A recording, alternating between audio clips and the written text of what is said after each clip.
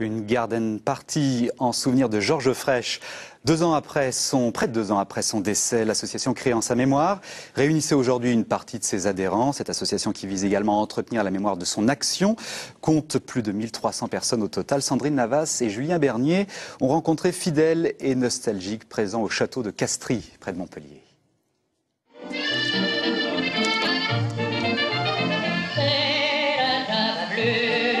Des chansons d'autrefois, un décor authentique, le parc du château de Castries prêté par la région. Nul doute que cette partie champêtre, aux allures de guinguette, aurait plu à Georges Frêche.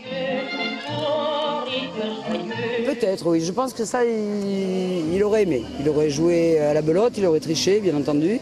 Il aurait joué à la pétanque, voilà.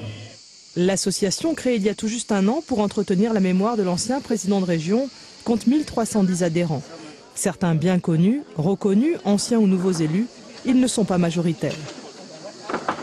Une association ne peut pas être fermée aux élus et ils sont les bienvenus, mais vous le voyez, ce sont des gens du peuple qui sont ici, ce sont les gens proches de Georges Frêche, ceux qui l'ont aimé, ceux qui ont envie de porter et d'échanger des souvenirs. Et je crois que c'est ça le grand bonheur de cette association. Parmi quelques centaines de participants à ce déjeuner sur l'herbe, des amis surtout, des familles au complet, de nombreux militants socialistes, venus partager un moment de convivialité, d'émotion parfois.